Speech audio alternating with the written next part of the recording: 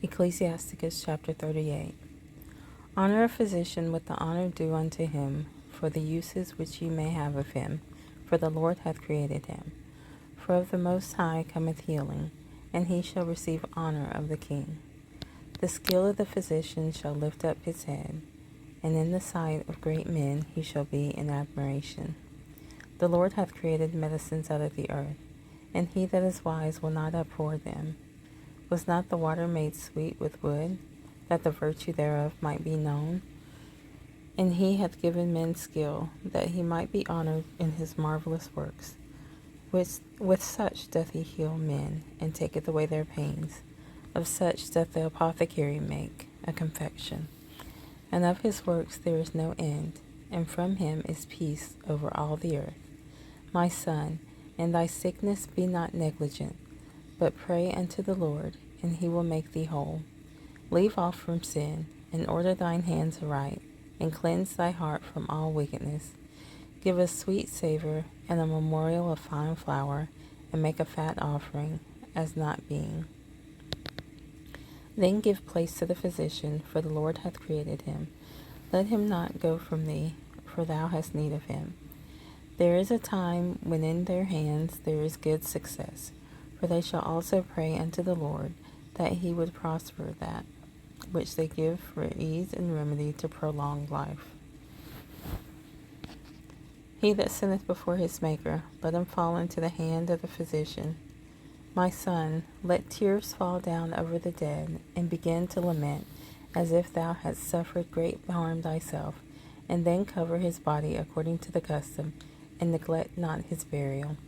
Weep bitterly, and make great moan, and use lamentation, as he is worthy, and that a day or two, lest thou be evil spoken of. And then comfort thyself for thy heaviness, for of heaviness cometh death, and the heaviness of the heart breaketh strength. In affliction also sorrow remaineth, and the life of the poor is the curse of the heart.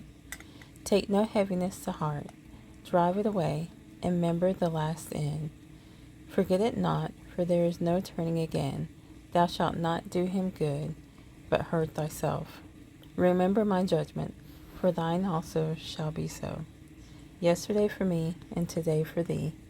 When the dead is at rest, let his remembrance rest, and be comforted for him, when his spirit is departed from him.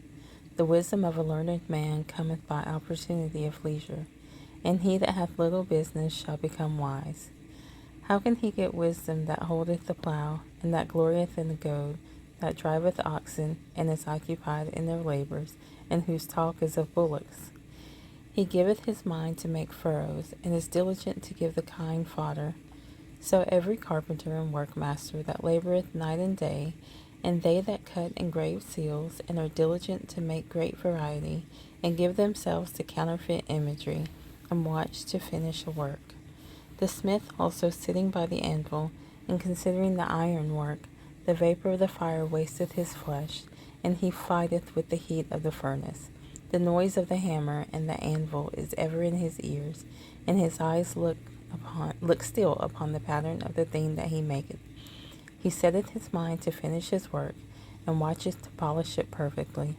So doth the potter sitting at his work, and turning the wheel about with his feet, who is always careful set at his work, and maketh all his work by number.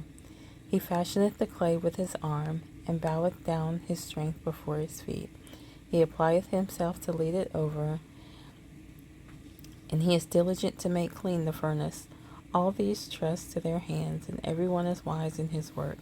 Without these cannot a city be inhabited, and they shall not dwell where they will, nor go up and down.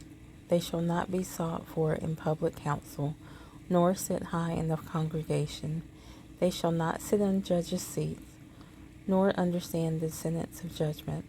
They cannot declare justice and judgment, and they shall not be found where parables are spoken. But they will maintain the state of the world, and all their desire is in the work of their craft.